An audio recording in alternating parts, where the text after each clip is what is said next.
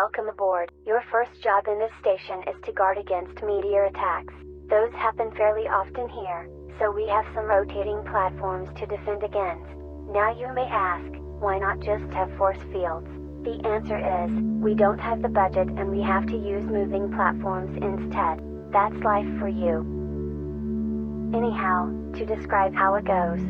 First we get a report of meteors that are flying towards the station. We also get information on the available platforms. The task is to set the initial rotation, aka theta, for each platform, so that meteors crash into platforms and not into the space station. Before you can operate the platforms, you ought to know how the dashboard works. Buttons before everything else.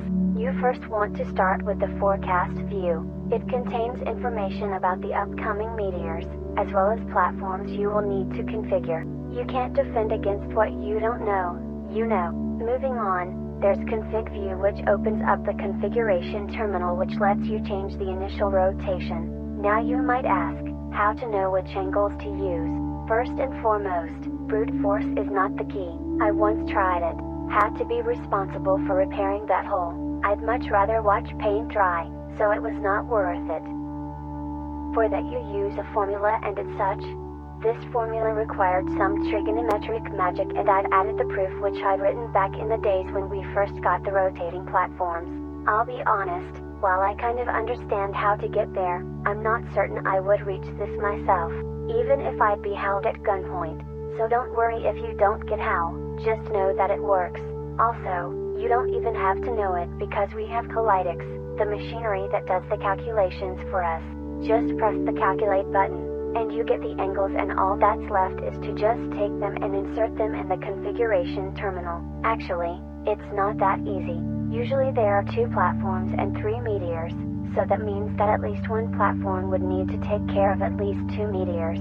Either one platform takes down 3 meteors, or one platform takes down 2 and the other one takes down another meteor. Keep that in mind while picking the right angles. When you have done your configuration, it's time to go to the confirm view and finalize your configuration. Remember, you mess up, you clean up. Although it would probably be better to show a more concrete example and the thought process behind the job. Okay, so first of all I take a look at the current situation. Meteors seem to have quite different velocities, and so do platforms. There's not much to be done here since I'm going to rely on calculated values anyways.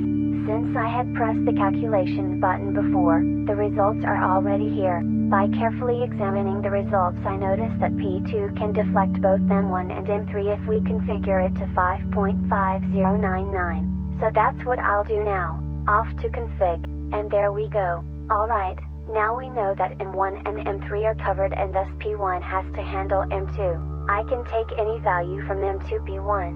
0.7023 looks nice, so I'll take that. 0.7023. Alright, so the configuration is done. As you can see, the platforms have moved accordingly. It's time to confirm and see them go.